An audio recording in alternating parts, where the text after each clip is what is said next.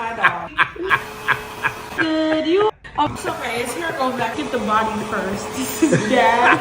Not bad. Little. Okay. Right. When they say man best friend, Benji is man best friend. This is what they mean by man best friend. Because there's no way any human being would stand there for someone to castrate their hair. I gotta be honest. So when I watched this video, I actually enjoy the influencer when she started to realize how bad this idea was. And as she started to groom her dog, she started to realize this was not a good idea to do this. Here lies the problem. A lot of people are complaining nowadays like it's expensive to groom dogs. So these tech dog companies are just popping up and they're trying to solve that problem, especially in the grooming space. You can't AI or grooming. You can't get a robot to groom a dog. You need human beings to groom a dog, period. So we're always gonna have a job. But what these tech companies are doing is they're creating clippers that it's convenient, that it's easier, and it saves you some money if you could do it at home with no education at all. Then they have UGC, user-generated content. They pay a small amount of dollars because they reach out to me a lot of times to create content that shows people how to use this dangerous product. This is why this product is dangerous. It's not because it's not a good idea. It's not a great idea. It's an okay idea. The product is dangerous because it takes years to understand grooming.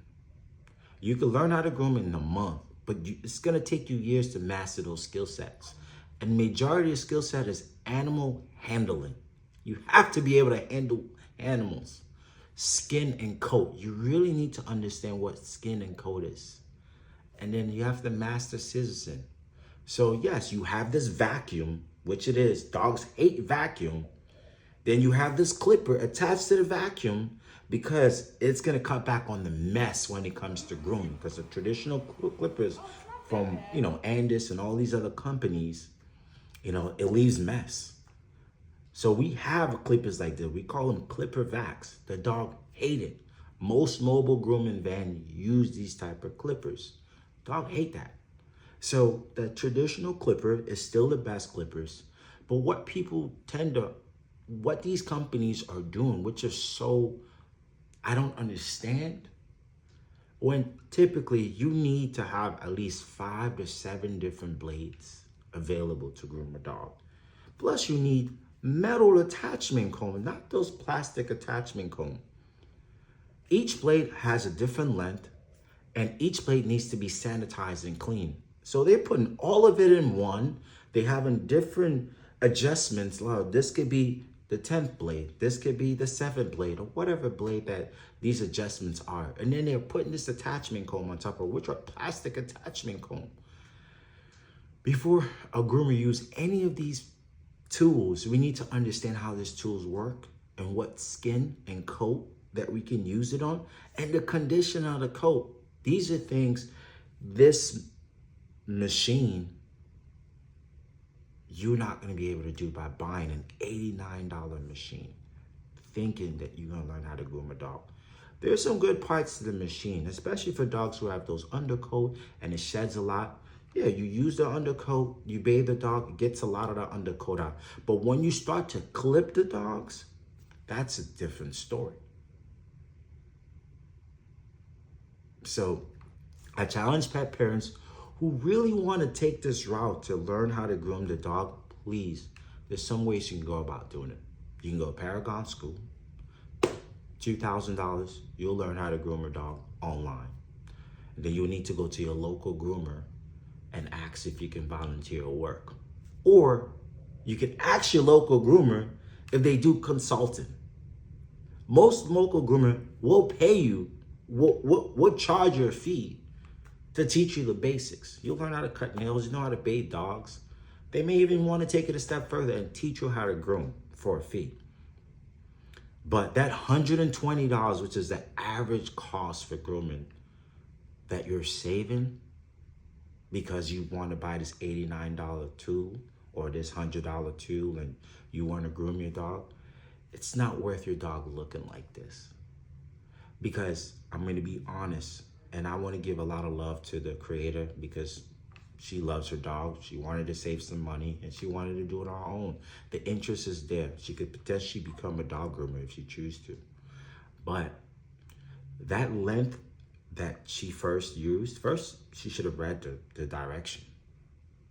But that length that she used, that's the length we use when we have to shave down a dog. That's a 30 blade or 15 or 10 blade, which is like, it's scalping my baldy. See my baldy here? It's scalping. That's what, so she technically scalped her dog.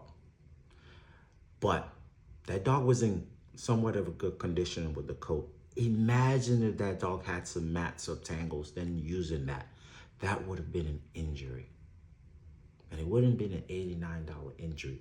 I don't know what city she's from, but veterinary bills, if she would have scalped that dog and she would have injured that dog, cut that dog really bad that she needs to go to the vet or emergency room, that could have been a $3,000 to $1,000 bill because you wanted to save $100 or $120 to groom your dogs. That breed of dog probably don't need to be groomed more than 6 times a year. Needs bath regularly to maintain a good, healthy coat. But grooming, no. She can go to the groomer and ask for a low cut or maybe, I don't know, half an inch left on the body.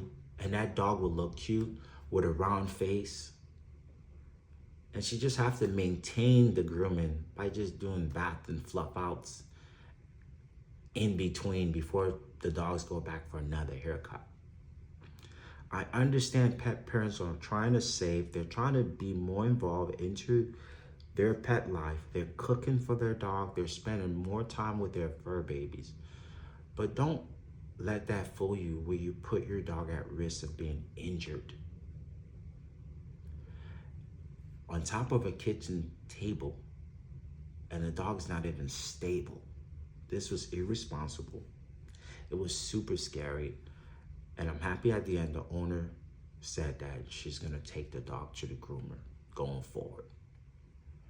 These tech pet companies are trying to make a dollar. They know there's a lot of opportunity here.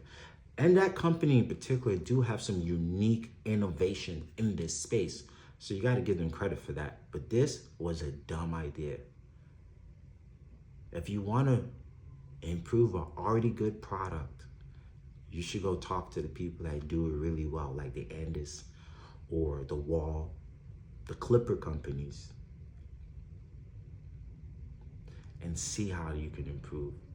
But don't give a half-ass, under $100 product where a pet parent can use this product and injure the dog that can cost them more money. That's super irresponsible as a corporation. You don't care about the pet parent, you care about the dollars. Benji, their hair's gonna grow back. Alexis, if you're ever in Harlem and you wanna learn 1 or 2 things about grooming, slide in my DM and I could teach you some stuff. But please throw that junk away or use it in a very responsible way. Just to pick up dog hair.